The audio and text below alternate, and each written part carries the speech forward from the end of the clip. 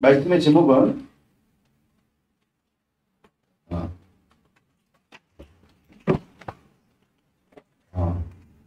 예수님께서 감람원에서 승천하신 이유라는 제목으로 하나님 말씀을 나누도록 하겠습니다.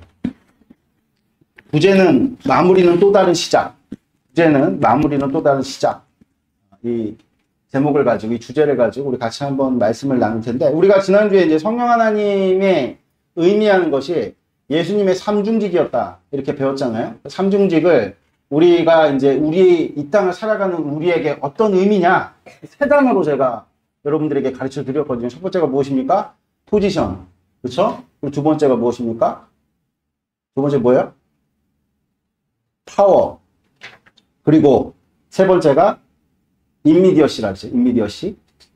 즉시성. 그게 이제 뭐랑 관련이 있느냐? 제사장, 왕, 선지자. 이게 이제 대표적인 이스라엘의 기름을 붓는 3대 직분이라고 그랬죠. 그래서 제사장은 하나님과 백성 사이를 중재하는 자. 이것이 교회의 여러분 성령 충만함을 입은 교회의 위치입니다. 할렐루야. 그래서 사도 바울이 만물 위에 교회가 섰다. 이렇게 이제 표현을 한 것이죠. 두 번째는 우리에게 권세가 있다는, 권세가. 아멘? 능력이 있다는 것입니다. 그것은 이제 왕적인 능력이에요, 왕적. 우리의 인생을 하나님께서 통치하실 권능을 하나님께서 우리 가운데 베푸시는 줄을 믿습니다. 할렐루야? 근데 이 능력적인 부분에서 우리가 믿음이 없어요. 믿음을 가지시는 여러분 되시길 축복드립니다. 그럼 그 능력이 어디로부터 비롯되느냐? 즉시성. 그러니까 우리가 하나님의 약속의 말씀이 들려질 때, 그래서 여러분들 하나님 약속의 말씀을 늘 듣고 살아야 돼요. 아멘? 지하철 오고 가시고 할 때 그냥 졸지 마시고 깨어 있으십시오. 그게 깨어 있는 거예요. 하나님의 약속의 말씀으로 깨어 계신 여러분 되시길 축복드립니다. 어저께 비행기를 타고 오는데 처음에 난류가 좀 있었던 것 같아요. 그쵸? 그래가지고 막 흔들리는데, 처음에는 제가 오프라인으로 이제 보려고 담아뒀던 영상 재밌는 걸 이렇게 보고 있는데 너무 무서운 거야. 제가 고소공포증도 있고, 비행기가 이렇게 흔들리면 참 무서워하거든요. 그래서 어떻게 하겠다. 찾아보니까 거기에, 레위지파 찬양을 내가 이렇게 저장해놓은 게 있는 거야. 그래서 그걸 딱 들었더니, 그때부터 평안해. 언제 잠들었는지 몰라. 옆에서 깨우길래 깼더니 도착했대. 그런 놀랍고도 복된 평안을 하나님께서 우리에게 주시죠. 여러분들 듣는 것을, 여러분들 우리가 생각해 보세요. 그 비행기라는 1시간을 타고 올 때 불안에 떨면서 타고 오는 것과, 그 옛날에 진짜 난류를 크게 만났을 때 주기도문이 저절로 나오더라고요. 외우는 게 주기도문밖에 없어. 주기도문이 저절로 나오더라고.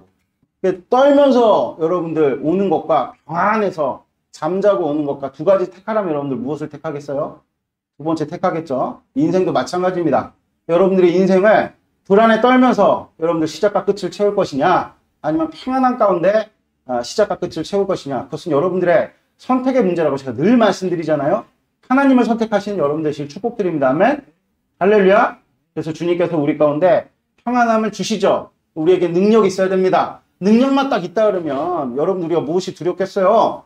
이번에 우리가 갔는데 계속 밥 먹는데 우리가 상한선이 있었잖아요. 재정이 한계가 있으니까 재정이 2배 있었다고 생각을 해보세요. 그냥 막 먹었지. 안 그래요?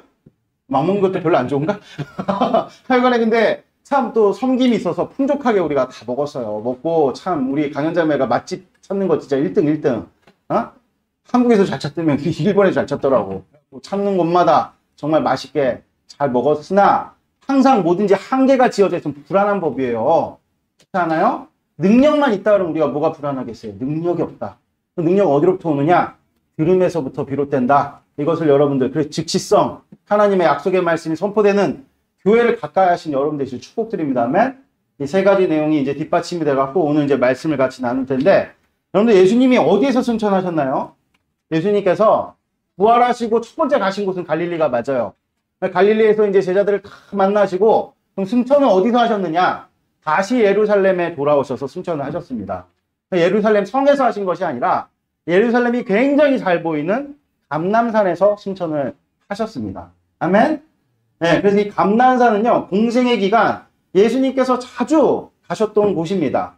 네, 감람산은 예루살렘 동쪽에 위치한 작은 봉우리고, 이 산 끄트머리에는 베단이라는 마을이 있었어요. 그 베다니 마을에 누가 살았느냐? 예수님의 친구였던 마리아와 마르다와 죽은 나사로가 살았단 말이에요. 나사로가 3일 만에 부활했죠. 할렐루야. 아멘. 근데 그들을 향해서 예수님께서 뭐라고 말씀하셨느냐? 친구라고 말씀하셨어요. 친구. 그러니까 친구는 무엇을 의미하죠? 친밀함을 의미하죠. 그러니까 여러분 우리가 물리적인 가까움, 물리적 거리의 가까움을 무시하면 안 됩니다. 아멘? 그래서 여러분들 부부 사이나 함부로 끼어드는 게 아닙니다. 무슨 말씀인지 아시면 가장 가깝기 때문에 낭패를 당할 수가 있어요. 그렇죠? 그러니까 누가 누구랑 친해 그러면 여러분 거기엔 반드시 어떤 것이 있습니까? 물리적인 가까움이 있죠. 그러니까 왜 주님께서 나사로와 마르다와 마리아를 친구라 그랬는지 아시겠죠? 그리고 성경의 요한복음에 보면 그들의 친밀도가 상당하죠. 예수님께서 나사로가 죽었다고 하셨을 때 쫓아나가신 게 아니라 예수님께서 가셨더니 이 마르다와 마리아가 쫓아나가지고 예수님께서 계셨으면 안 죽었을 겁니다. 그러면서 예수님이 그들을 보시고 눈물을 흘리셨대요. 얼마나 친밀히 지내셨는지를 우리가 알 수가 있죠. 그럼 그들의 친밀함이 어떻게 이루어졌을까? 예수님 감난산에 왜 가셨죠? 기도하러 가셨어요. 할렐루야. 그러니까 예수님의 행적들을 보면요. 예수님께서 겟세마네가 감난산에 있거든요. 겟세마네가 감난산에 감람류 나무들이 있는 동산 그런 뜻이에요. 무슨 말씀인지 아시겠습니까? 그래서 그 감람산에서 마지막에 이제 겟세마네 동산에서 기도를 하실 때 누굴 데려가셨죠? 제자들을 데려가셨어요. 그러니까 예수님이 늘 기도하러 가실 때마다 따로 떨어져서 기도하신 것은 맞지만 사람들을 대동하시면서 기도를 하셨다. 그리고 공생애는 예수님의 30살에서 33살까지만 나와 있잖아요. 3년만. 그 이전의 삶은 어땠을까? 그러니까 주님께서 감람산에 빈번히 가셔서 기도를 하실 때 혼자 하셨겠냐고. 같이 하셨다. 그러니까 마르다와 마리아와 이 나사로가 왜 친밀했느냐? 예수님과 함께 감난산에서 같이 기도했던 것이 아니냐 이렇게 우리가 추정해 볼 수 있는 것이죠. 아멘. 그래서 여러분들 우리가 참 늘 교회를 가까이 하면서 교회와 함께 호흡하면서 기도하고 예배하는 것이 얼마나 영적으로 우리에게 유익한가. 그런 자들을 주님께서는 친밀한 나의 친구다 이렇게 부르시는 줄을 믿습니다. 할렐루야. 아멘. 이것을 여러분들이 마음 가운데 분명하게 새기시는 복된 축복이 있기를 바랍니다. 아멘. 그러면 왜 예수님께서 특별히 감난산에 가셔갖고 기도를 했는가? 여기에 몇 가지 이유가 있어요. 첫 번째는 스가랴 선지자의 예언 때문입니다. 우리 스가랴서 14장 4절 같이 한번 찾아보겠습니다. 스가랴서 14장 4절. 스가랴는 말라기 전에 있어요. 그러니까 신약에 조금만 뒤로 가시면 있습니다. 구약성경 1325페이지 4절 읽겠습니다. 시작. 그날에 그의 발이 예루살렘 곧 동편 감난산에 서실 것이요. 감난산은 그 가운데가 동서로 갈라져 매우 큰 골짜기가 되어서 산 절반은 북으로 절반은 남으로 옮기우고. 이게 스가랴서 14장은 메시아장이라고 불리우는데 여기서 그가 바로 메시아입니다. 그의 발이 예루살렘 앞 동편 감난산에 선다. 이렇게 이제 성경에 기록되어져 있다는 것이죠. 아멘. 그러니까 이 스가랴 선지자의 예언 때문에 예수님 그 예언의 말씀을 성취하시려고 감난산에 가셨다. 아멘. 두 번째는 예루살렘이 굉장히 잘 보였기 때문입니다. 그러니까 예루살렘 성이 이렇게 딱 성전이 세워져 있잖아요. 그 성전이 가장 잘 보이는 것이 또 이 감난산이었다. 아시겠죠? 여러분들? 솔로몬이 여러분들 어떻게 하나님께 간구를 하느냐? 누군가 그 이스라엘 백성들이 죄악을 저질렀어요. 이게 열왕기상 8장 29절 찾아봅시다. 열왕기상 8장 29절 30절.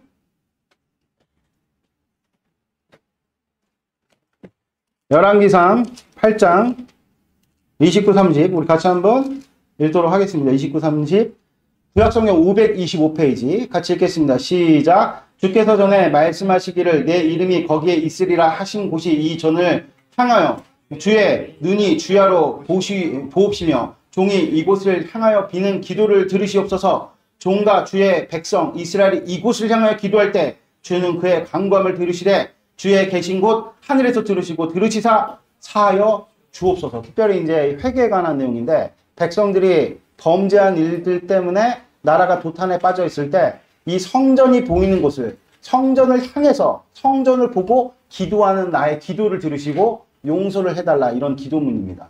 무슨 말씀인지 아시겠죠? 그래서 감난산은 성전이 가장 잘 보였던 곳으로 이스라엘 백성들이 당시 얼마나 큰 죄악 가운데 빠져 있었겠어요? 솔로몬도 누굽니까? 이스라엘 왕이죠. 예수님 누구십니까? 이스라엘의 왕이셨단 말이에요. 왕으로서 이스라엘 대표하는 자로서 성전을 바라보면서 기도하시기 위해 우리 주님께서 감난산에 서셨다. 세 번째가 이제 중요한데 감난산은 어디에 위치했습니까? 성전의 동편에 위치해 있다는 것이죠. 이게 이제 오늘 우리가 살펴봐야 될 아주 주요 내용입니다. 이것을 이제 우리가 좀 차례대로 한번 살펴보면 예수님께서는 이 땅에 하나님의 말씀을 이루시기 위해 오셨습니다. 그러니까 예수님의 모든 행적은요, 이유가 없지 않아요. 항상 근거가 있는데 그 근거가 어디에 있죠? 성경에 있는 거예요, 성경. 말씀대로. 아멘? 감난산에 서신 것도 그냥 서신 것이 아니라, 누굽니까? 스가랴 선지자가 예언한 대로 서신 것이죠. 그러니까 예수님께서 이 땅 가운데 오셔서 동생의 모든 행적들이 기록된 바는 하나님의 약속의 말씀을 이루시기 위함이다. 그렇게 여러분들이 정리를 하시면은 결코 틀리지 않습니다. 아멘? 그리고 또 한 가지는 모세와 다윗과 같이 예수님께서는 성전을 사모하셨습니다. 이유는 거기에 하나님의 뜻이 있었기 때문이죠. 그러니까 주님께서 성전에다 하나님의 눈길을 둔다, 마음을 둔다, 뜻을 주신다고 주님께서 분명하게 말씀하셨죠. 그래서 성전에는 하나님의 뜻이 있었기 때문에 예수님께서 성전을 사모하셨죠. 그래서 성전은 의미상 하나님께서 거하시는 처소죠. 물론 여러분들 하나님께서 성전이란 물리적 공간에 갇히신 것은 결코 아닙니다. 다만 세상으로 퍼지는 하나님의 통치의 기점이 성전이고 하나님의 모든 통치의 구현을 상징하는 것이 성전이기 때문에 예수님도 모세도 다윗도 성전을 사모했던 것이죠. 그럼 사모하면 어떻게 되죠? 사모하면 어떻게 되죠? 자주 봐요. 연애하시는 분들 보면 맨날 만나잖아요. 왜 그렇습니까? 사모하니까, 보고 싶으니까. 그러니까 예수님께서 감난산에 빈번하게 올라가신 겁니다. 누굴 보시려고? 성전으로 상징되어지는 하나님을 보시기 위해서, 성전을 바라보기 위해서. 아멘? 그러니까 여러분들 우리가 이 땅에 육을 입고 살면서 내가 하나님을 사랑한다고 하는데 그런 것들이 하나도 가시적으로 표현되지 않는다. 그것은 여러분들 사랑하지 않는 거예요. 누구 핑계도 될 것 없어요, 여러분들. 내가 그냥 사랑하지 않는 거예요, 여러분들. 아멘? 이 사실을 여러분들이 분명하게 마음에 새기시는 복된 축복이 있길 바랍니다. 그러니까 우리 주님께서 감난산에 올라가셔서 성전을 바라본 것은 누굴 사랑하시기 때문이죠? 하나님을 사랑하시기 때문인 거예요. 아멘? 독자는 이런 얘기를 해요. 가끔가다. 목사님, 뭐하러 기도한 거야? 하나님을 사모하는 마음 때문에 가는 거예요. 아멘? 독자는 이야기를 합니다. 뭐하러 새벽 기도 나옵니까? 하나님을 사모하는 마음 때문에 가는 거예요. 할렐루야! 이것을 여러분들이 분명하게 마음에 새기시는 복된 축복이 있길 바랍니다. 여러분들 성경은요, 감난산에 메시아가 서게 될 것이라고 말씀합니다. 이유는 감난산이 성전의 동쪽에서 예루살렘이 가장 잘 보이는 곳이기 때문이죠. 근데 여기서 우리가 주목해서 봐야 될 것이 무엇이냐? 동쪽이에요, 동쪽. 이 동쪽이라는 의미가 굉장히 많은 내용들을 함축하고 있다는 것이죠. 그래서 이것을 좀 우리가 살펴봐야 되는데 성경은 종종 메시아가 동편으로부터 임한다라는 것을 암시하는데 그 대표적인 말씀이 이사야서 4장 12절 말씀이에요. 같이 한번 볼까요? 이사야서 4장 12절.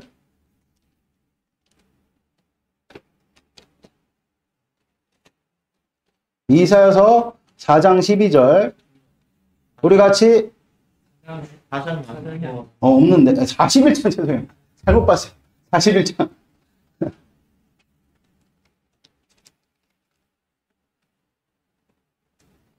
41장 2절이에요. 2절. 41장 2절을 어떻게 4장 12절로 보죠? 41장 2절 같이 읽겠습니다. 시작. 누가 동방에서 사람을 일으키며 의로 불러서 자기 발 앞에 이르게 하느뇨? 열국으로 그 앞에 굴복해 하며 그로 왕들을 치리하게 하되 그들로 그의 칼에 티끌 같게 그의 활에 불리는 초계 같게 하매. 아멘. 여기서 사람이 누굽니까? 메시아. 아멘. 그러니까 메시아가 동방에서 일어난다. 이런 것들을 이제 성경 곳곳에서 암시를 합니다. 근데 거기에는 여러분들 당시 어떤 역사적인 이유가 있는데 당시 이제 고대인들은 어떤 생각을 했냐면 해가 떠오르는 동쪽은 모든 일의 시점이 된다. 이런 어떤 인식들이 있었어요. 거기에는 히브리인들도 예외가 아니었던 것이죠. 그래서 여러분들 히브리인들은 하나님께서 성전에 동문으로 출입을 하신다고 생각을 실제 했던 거예요. 그래서 동문을 굉장히 귀하게 여겼습니다. 그러니까 하나님께서 성전을 출입하시면서 이스라엘을 통치하시는데 어디서 출입하시느냐? 동문으로 출입하신다. 그렇게 생각을 했던 것이죠. 왜냐하면 성경에서 계속해서 구원자가, 메시아가, 하나님께서 구원의 손길이 동편에서부터 온다. 이렇게 생각을 했기 때문입니다. 아멘? 할렐루야! 그래서 예수님께서는 여러분들 그 공생애 때 실제 예수님께서 예루살렘 성을 입성하시는 거 여러분들 다 아시잖아요? 나귀를 타고 입성을 하시잖아요. 그것도 스가랴서에 기록된 말씀대로 나귀를 타고 가신 거예요. 그러니까 예수님께서 나귀를 타고 성전에 들어가시는 그 모양 자체가 예수님이 메시아다. 이것을 나타내는 것입니다. 근데 어디서부터 출발을 하셨느냐? 바로 이 감난산에서부터 출발을 하신 거예요. 또 어디로, 성전에 어디로부터 들어가신 겁니까? 동편에서 들어가신 거예요. 동편에서. 무슨 말씀인지 아시겠죠? 성전 동편으로부터 예수님께서 들어가신 거죠. 그러니까 말씀대로 야 메시아가 동쪽으로부터 해가 떠오르는 동쪽으로부터 들어오는구나. 말씀대로 이루어졌구나. 이런 것을 이제 이스라엘 백성들이 깨닫고 알게 된 것이죠. 그러므로 이제 이스라엘의 구원을 위한 세일이 시작된다는 것을 예수님께서 퍼포먼스로 보여주신 겁니다. 할렐루야. 아멘. 그러면 예수님께서 예루살렘에 입성을 하시고 무엇을 하셨느냐? 예루살렘이 메시아가 하나님의 구원의 손길이 동편으로부터 해가 떠오르는 동편으로부터 예수님이 들어오셨잖아요. 그럼 이제 세일이 시작돼야 되잖아요. 이스라엘 가운데. 그럼 실제 예수님께서 예루살렘 성에 입성하셔가지고 이루신 세일이 무엇입니까, 여러분? 그게 무엇이죠? 예? 아니, 성성 청소가 아니라 궁극적으로 그 일도 하셨지만 궁극적으로 뭐 하셨죠? 들어가서 뭐 하셨어요? 종료주일이라 그러잖아, 우리가. 가장 중요한 사건. 뭐, 할렐루야. 무엇입니까? 퀴즈입니다. 맞히면 제가 커피라도 한 잔 사드릴게요. 무엇입니까? 예? 아, 십자가, 할렐루야. 십자가. 십자가 지시고 뭐 하셨어요? 부활하셨죠. 할렐루야.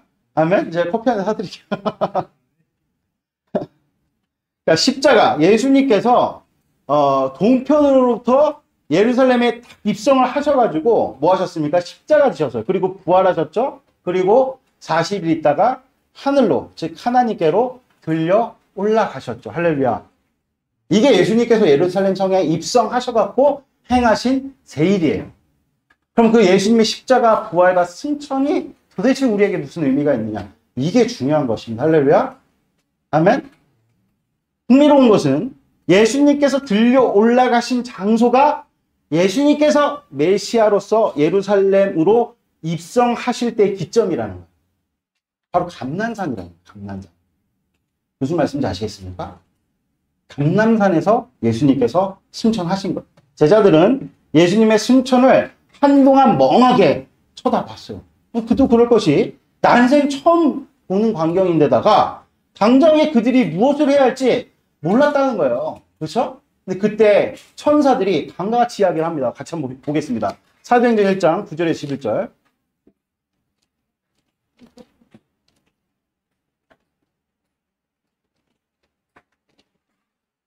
1장 9절에서 11절 같이 읽겠습니다. 시작. 이 말씀을 마치시고 저희 보는 데서 올리어 가시니 구름이 저를 가리어 보이지 않게 하더라.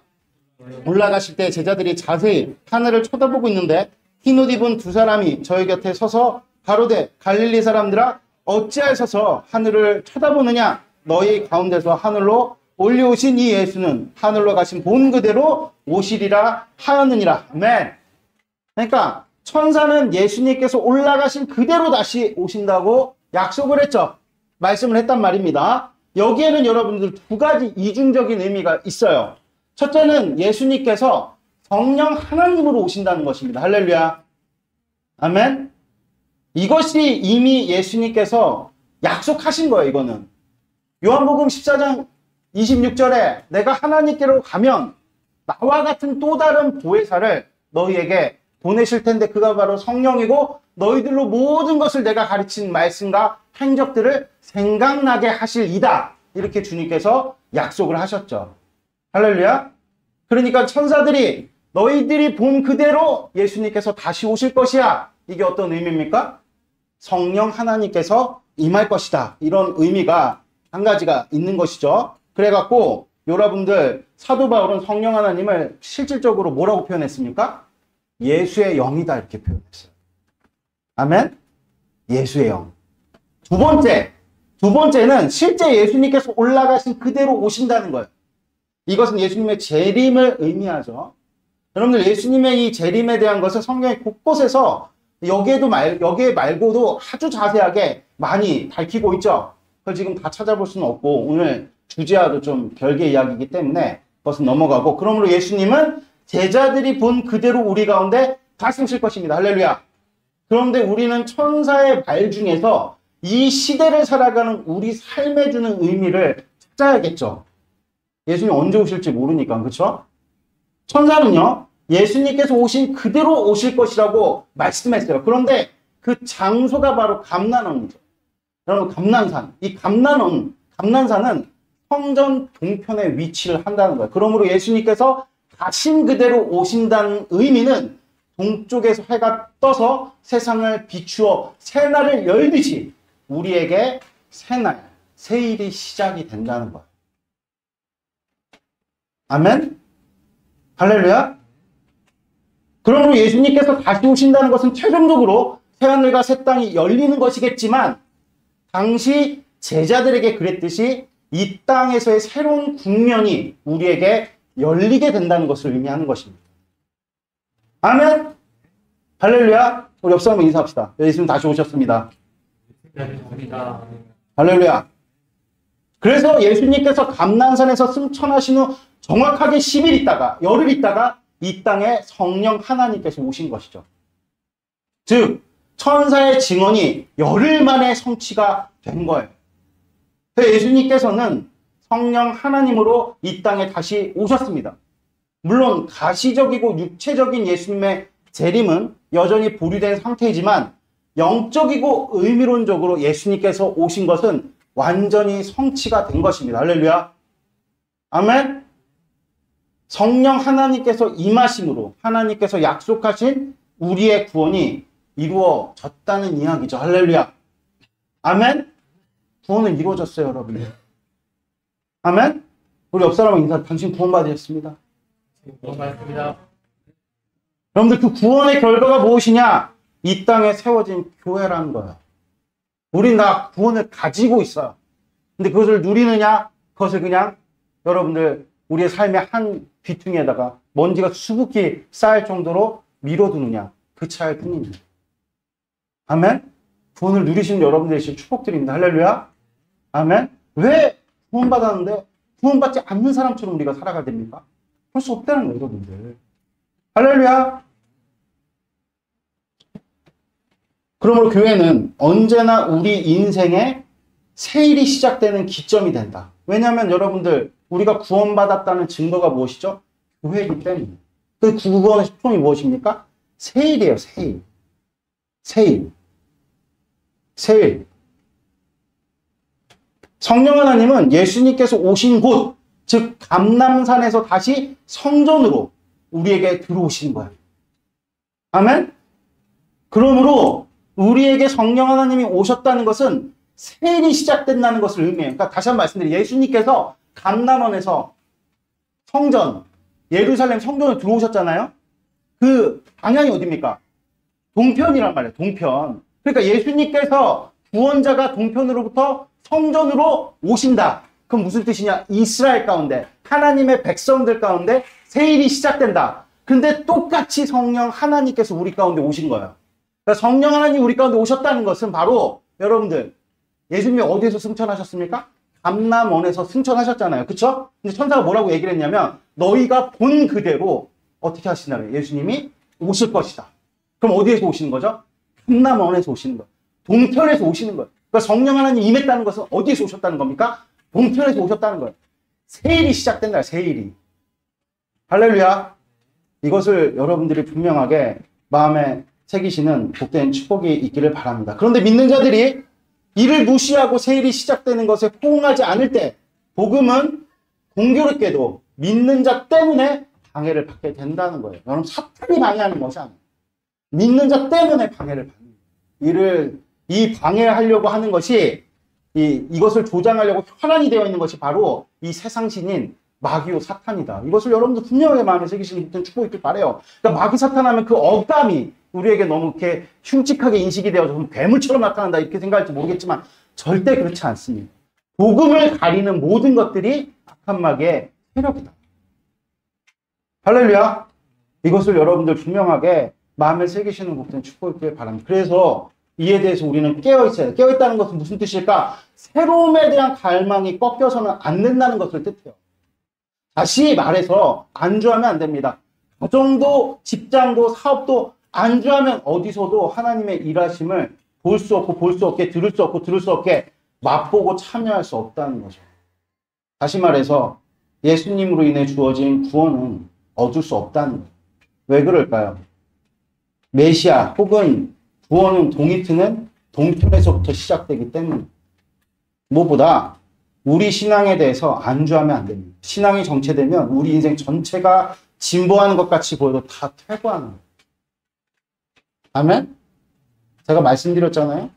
우리 인생에는 주어진 능력과 힘의 한계가 있어요. 그것을 뛰어넘는 운신의 폭이 굉장히 좁습니다. 아무리 여러분들이 분투를 하고 내가 새로운 가정을 새롭게 하든 직장을 새롭게 하든 사업을 새롭게 해도 그것이 여러분들이 인생의 한계를 뛰어넘는 것이 아니라 오히려 더 족쇄가 된다. 이것을 오늘 주님께서 우리에게 분명하게 말씀하고 계시죠.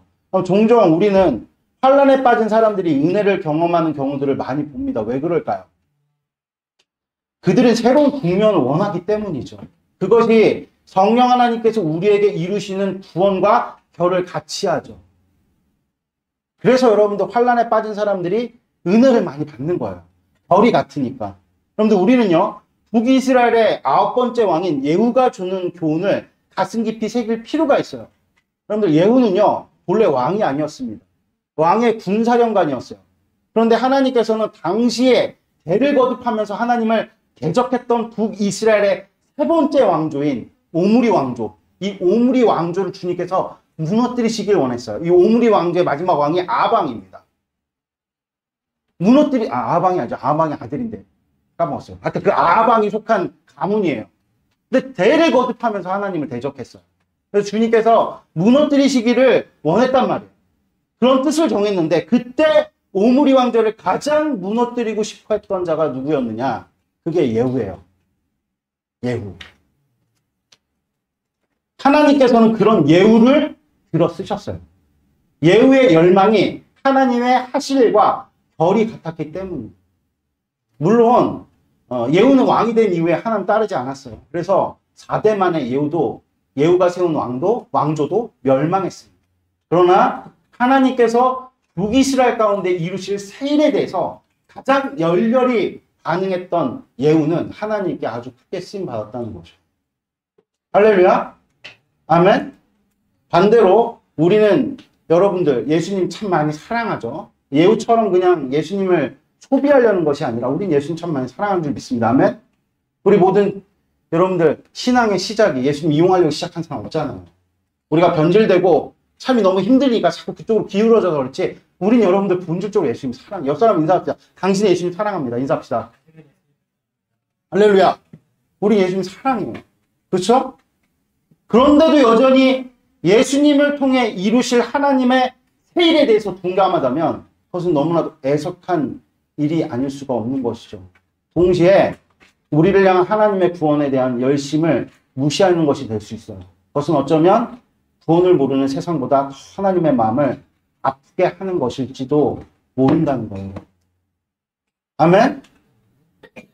우리가 일본 비전 트립을 참 갔다 왔습니다. 우리가 연약하다고 주님께 도와달라고 그렇게 강구를 주님께 올려드릴 때 정말 주님께서 뜻하지 않게 항상 그 여행의 마지막이 제일 힘들거든요. 남원 형제는 어제 제가 그런 얘기를 들었어요. 여행을 이제 종종 다니셔갖고 노하우가 생기셔서 오는 날은 무조건 저녁 비행기를 잡는데. 왜냐하면 그 하루에 중간에 딱 잡으면은 이러지도 저러지도 못하고 무의미하게 흘러가고 딱 저녁에 잡아요. 참 지혜롭다. 나중에 이제 모든 건 다 저분께 이제 여쭤봐요. 모든 어떤 이런 여행할 내용들을. 그럴 정도로 하다가 마지막 날이 굉장히 영적으로도 예민하고, 왜냐면 육적으로 많이 지쳤기 때문에. 영적으로 예민하다는 것은 육적인 것 이외에 많은 것들이 지금 예민해져 있는 상태라는 거거든요. 그래서 그 마지막 마무리가 굉장히 중요한데, 마지막 우리가 만약에 히로시마 방주교회에게 그 차를 제공받지 않았다 했으면 굉장히 좀 마지막에 힘들었을 것 같아요. 왜냐하면 우리 아이들하고 우리하고의 에너지 레벨이 달라요. 특히 우리 소은이랑 유겸이 앉아요. 계속 앉아. 차에서도 안 자고 계속 떠들고 계속. 얘네들 제어하는 거 정말 쉽지가 않아요. 에너지가 넘쳐. 그에 반해 참 서연이, 서경이는 참 영감 같아서 좋았습니다. 좋았어요. 아주 그냥 잘 때 자고, 조용조용히 하고. 그러니까 이런 아이들을 다 제어하면서 막 대중교통 타고 다니고, 얼마나 힘들었게 짐 다 갖고 다니고, 막 짜증내면서 목사님 왜 오자 그랬냐고 막 그런 얘기 나왔을 법도 한데, 하여간 하나님께서 참 복되게 아주 적재적소에 그 차를 또 아주 알맞더라고요. 우리가 다니기에. 한 대로 다니고. 그럴 거면 우리 한 대 빌렸으면 되는 거 아니야? 아니, 소형자비 때문에 안 됩니다. 소형자비 때문에 안 됩니다. 그래서 우리가 참 아주 편안하게 참 잘 갔다 온 것 같아요. 그래서 제가 뭘 느꼈냐면, 그리고 오늘 여러분들, 우리가 항상 제가 느끼는 게 뭐냐면, 지난번에 우리가 주일학교 사역을 다 마쳤을 때, 우리가 짜맞힌 게 아닌데, 그 주의 대표 기도가 누구였느냐? 최강자였던 거 아세요? 아무도 모르시죠? 참 신기하다. 그리고 이것도 짜맞춘 게 아니에요, 우리가. 비전 트립을 딱 갔다 왔는데 오늘 기도의 순서가 김남원 형제야. 아멘? 그 우리 김남원 형제 늦으면 어떡하나 했는데 딱 기도 시간에 딱 들어와. 땡집사. 야, 그래서 이거는 우리의 하나님을 향한 어떤 그런 열정과 마음의 어떠함보다도 이건 정말 주님께서 우리 교회에 주신 복되신 뜻이로구나. 이런 것들을 제가 확증하는 여러 증거들이 있습니다. 여러분들, 그래가지고 제가 그래서 이번에 아까 앞서 밝혔던 것처럼 호승 형제랑 일주일 내내 같이 있으면서, 같이 있다 보면 호승 형제도 마찬가지겠지만 목사님에게서 보이는 소망은 하나님에 관한 것이에요. 어떤 것이냐? 호승 형제 정말 하나님 많이 사랑하시는구나. 하나님이 많이 사랑하시는구나. 그런 것들을 느끼죠. 그렇죠? 근데 여러분들 장점만 보입니까? 장점도 분명히 보이죠. 우리는 서로 상호간에 잘 때 귀마개를 하고 잤어요. 서로, 야, 이걸 안 하면 도저히 안 되는구나, 이게. 참 감사하게도 참 잘 잤습니다. 우리 호승 형제가 한 셋째 날인가? 목사님 오늘 정말 잘 잔 것 같아요. 저한테 그러더라고요. 좀 다행이다. 가슴을 쓸어내렸죠. 그럴 정도로 우리는 상호간에 한계도 발견되어지죠. 그래서 뭔가 새로움을 추구하길 원하고 새로운 일들이 좀 나타났으면 좋겠는데 한계에 막혀져 있는 그 한계가요, 객관적일 때 보여요. 자기 자신은 그게 잘 안 보여요. 그러면서 자기 자신은 그게 잘 안 보이기 때문에 늘 그 한계 가운데 절망해가지고 걱정으로 나타나고 좌절로 나타나고 그냥 타협으로 나타나는 거죠. 아멘? 하나님의 소망이, 제가 오늘 아침에 우연찮게 어떤 유튜브를 하나 봤는데 바다가 이렇게 있는데 그 바다의 앞에 이 조그만 웅덩이에 고기 한 마리가 막 돌아다니는 거야. 그 웅덩이에서 바다로 나가야 되는데 어떻게 파도에 쓸려갖고 웅덩이에 갇힌 거지. 근데 얘가 막 돌다가 파도에 가장 가까이 있는 곳을 감지하고 나서 거기에서 이 고기가 무슨 결단을 내리냐면 육지를 기어가자. 이런 결단을 실제 내리더라고. 그래서 기어서 바다로 가는 내용들을 보면서 야, 아무것도 하지 않으면 아무것도 변하지 않는 거예요. 그래서 제가 이번에도 참 남원 형제랑 같이 차를 타고 가면서 잠깐 짤막한 시간인데 남원 형제 마음 가운데 적어도 직장에서의 어떤 새로움을, 내가 하고 있는 일에 대한 어떤 새로움을 추구하고자 하는 제가 열망을 제가 진지하게 봤어요. 진지하게. 그냥 스티드 미아한 건지 모르겠지만 저는 그게 되게 진지하게 느껴졌거든요. 야, 이 소망을 하나님께서 심으셨구나. 그런데 우리는 그 소망을 펼칠 수 있는 힘과 능력이 없어요. 없어요, 여러분들. 그래서 많은 사람들이 꿈이 있죠. 꿈만 있어요. 그래서 세워라, 내워라. 그냥 그 꿈을 계속 그냥 간직만 채 살아가지 않습니까? 근데 남은 형제 보니까 굉장히 진취적인 사람인 것 같아요. 직장을 2번인가를 바꿨는데 그게 다 자기의 자의에 의해서 딱 바꾸셨다. 그쵸? 네? 그래서 남은 형제는 이 사람 어디를 튈지 모르는 거. 이런 생각이 참 많이 드는데 어디를 튈지 모르는 우리의 인생 속에서 그 물고기가 물 밖을 나왔는데 계속 걷는데 계속 땅이야. 그럼 어떻게 되겠어요? 죽겠지. 그럼 우리 주님께서 그렇게 인도 안 하시는 줄을 믿습니다. 아멘? 조금만 걸어가면 이스라엘 백성들처럼 조금만 걸어가다 보면 가나안 땅이 있는 줄을 믿습니다. 아멘? 큰 바다가 펼쳐지게 될 줄을 믿습니다. 아멘? 할렐루야? 그래서 우리는 여러분들 세일에 참여해야 되는 우리의 인생에 여러분들 우리를 어둡게 무겁게 만드는 한계를 넘어서야 되는데 그 한계를 넘어설 수 있는 그 통치의 기점이 어디겠어요? 교회예요. 여러분들 적어도 신자라면 이거 믿으셔야 됩니다. 아멘? 스카이캐슬이 아니고 정말 믿으셔야 돼요, 여러분들. 우리 하나님을 믿으셔야 됩니다. 아멘? 하나님께서 우리 가운데 성령 하나님으로 충만하게 해달라고 우리가 강조를 하잖아요? 그게 무슨 뜻이냐? 하나님 나의 삶 가운데 세일을 행해 주십시오. 안주하고 있으면서 아무것도 안 하고 있으면서 여러분들 그래서요 가정도요. 왜 우리가 자꾸 아기들을 낳아야 된다고 이렇게 얘기하는지 아십니까? 안 그러면은 남녀가 같이 사는 거 여러분들 뭐 아기를 갖고 싶어도 못 가지신 분 어떤 그런 가정들도 계시겠지만 왜 우리한테 그런 자꾸 그 부부들 가운데 그런 뭐라 해야 되냐 니즈가 계속 있느냐? 새로운 국면 때문에. 새로운 국면 때문에. 애들이 그냥 태어나고 가만히 있지 않잖아요? 막 자라나요? 그러니까 어린이집 국면이 다르고 유치원 국면이 다르고 초등학교 다르고 중학교 다르고 그러니까 계속해서 인간은요 세일을 향해서 나아가지 않으면 도태돼요. 그게 죽는 거예요. 아멘? 할렐루야? 그래서 가정도 바뀌어져야 돼요. 그리고 또 어떻게 됩니까? 직장도 바뀌어야 되고 사업도 바뀌어야 돼요. 근데 그 모든 새로운 국면을 이루시는 기점이 어디냐? 그게 바로 여러분들 어디입니까? 교회예요. 물론 여러분들 세상도요. 우리에게 계속해서 변화를 요구하죠. 근데 세상이 요구하는 그 변화는 우리에게 어떻습니까, 여러분들?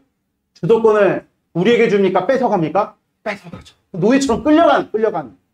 마귀도 하나님 쫓아하는 거거든요.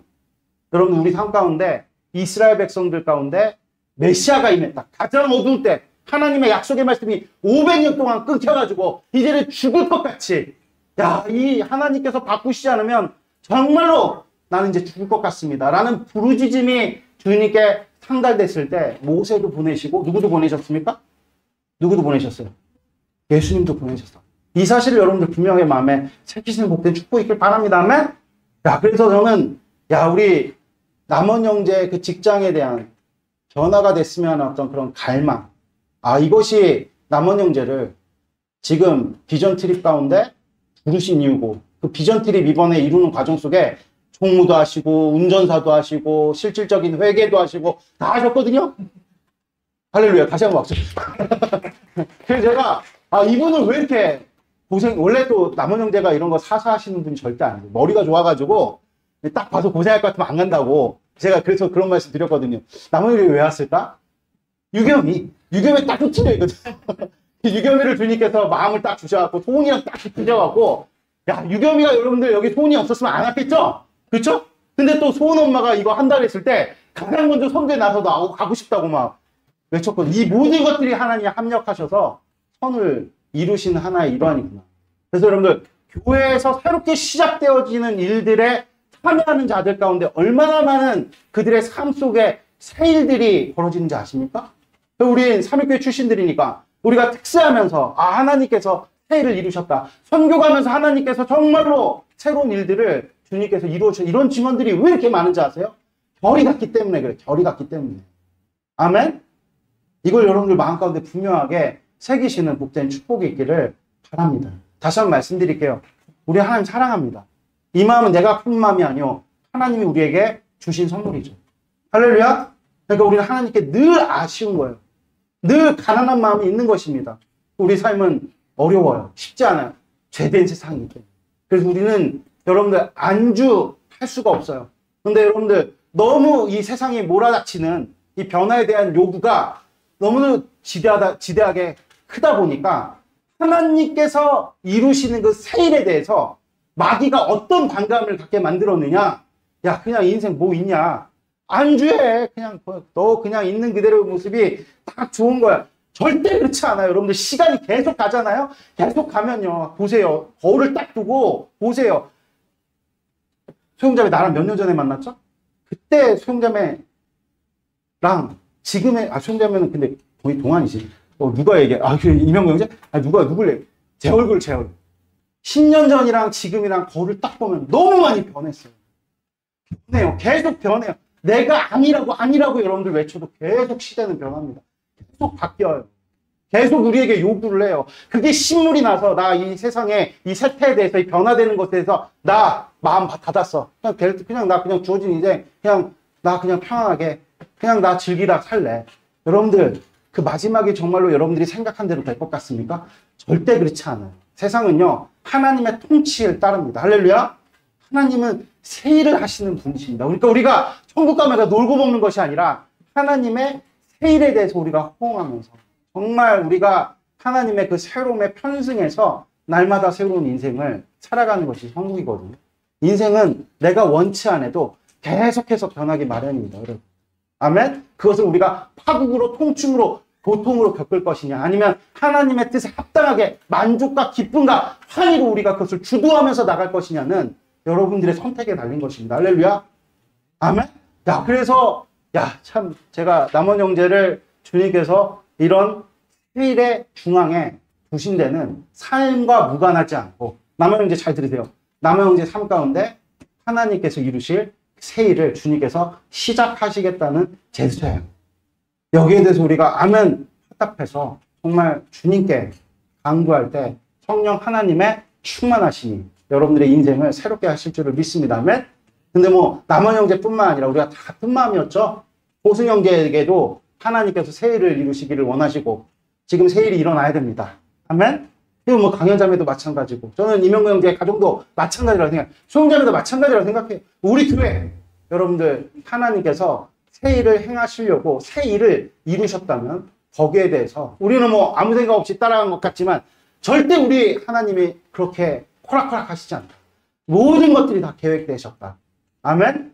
그 계획에 우리가 아멘 화답해가지고 적극적으로 임해서 여러분들 우리가 마지막 날 여러분들 우리 히로시마 방주교회에서 정말 하이라이트 정점을 찍었잖아요.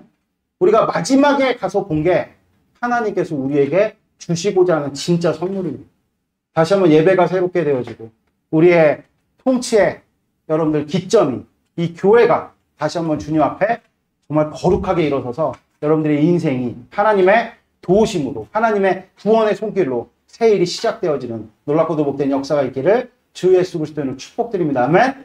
기도드리겠습니다. 하나님 아버지 오늘 말씀을 우리 가운데 이루셨습니다. 이제 주여 우리가 하나님의 복되신 뜻에 순종하여서 하나님과 함께 그 새 길을 걷는 것에 두려워하지 아니하고 찰싹거리는 아버지 정말 얕은 파도 보고 두려워하는 것이 아니라 저 깊은 데까지 나아가 정말 요단강이 갈라지고 홍해가 갈라지는 놀랍고도 복된 역사를 교회를 이루고 있는 모든 성도들의 삶 가운데서 목도하게 하여 주시옵소서. 감사합니다. 부활의 주님 되신 예수님의 이름으로 기도드렸습니다. 아멘.